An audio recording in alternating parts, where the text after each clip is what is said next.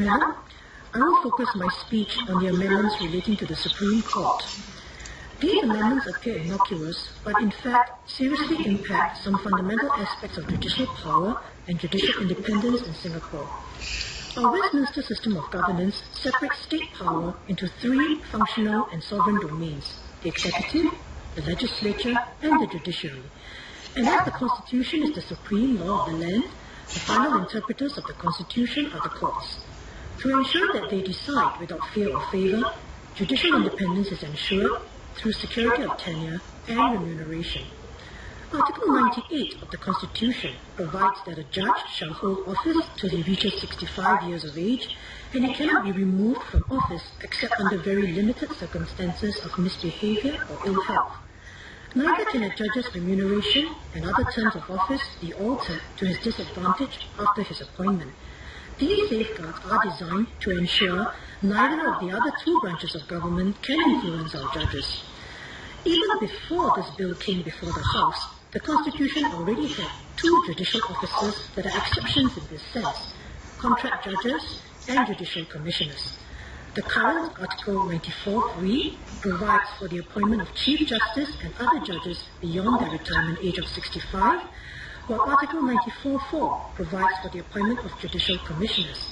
More worrying is Article 94(5), which empowers the President to appoint a person qualified for appointment as a judge of the Supreme Court to be a judicial commissioner to hear and determine a specified case only. These provisions leave judges and judicial commissioners open to possible interference by the other two branches of government. Thankfully, this has not happened, but there is no guarantee that it will never happen. We should remove this risk. Instead, the present bill reorganizes and reenacts these problematic provisions and even creates the new term of senior judges for judges appointed on contracts beyond the retirement age. Madam, the Workers' Party is opposed to such temporary judges. These judges are appointed for short terms, and whether they get their contracts renewed would depend on whether the renewal is recommended by the Prime Minister and concurred with by the President. The uncertainty of reappointment also carries a risk that short-term judges would be wary of making decisions that put the government or ruling party politicians in a bad light and might make safe decisions so as not to jeopardize their reappointment. I am not saying that this has in fact happened, nor am I impugning the integrity of the President or the Prime Minister.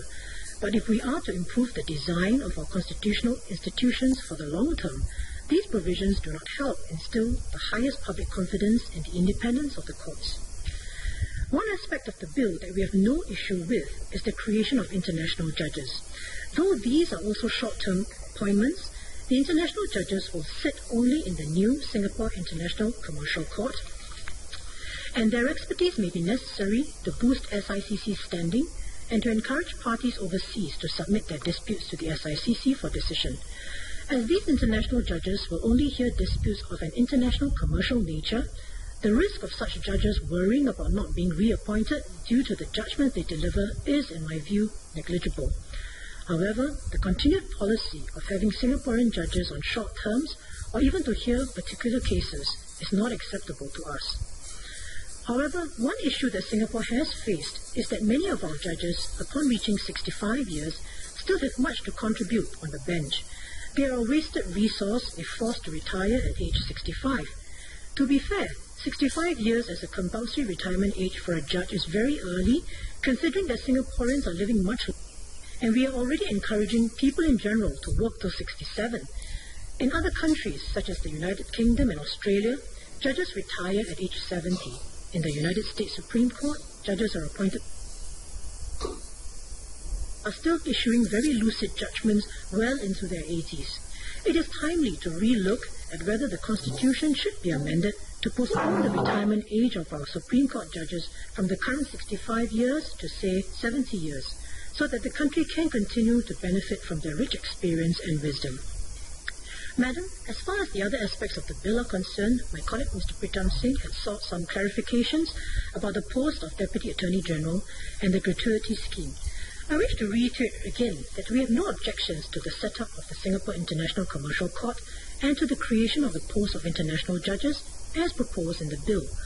However, we have grave concerns and object to the reenactment and further entrenchment of Singapore judges of temporary nature, commissioners, senior judges, or the Chief Justice. Because of these concerns, which are fundamental in nature, the Workers' Party opposes the Constitution Amendment.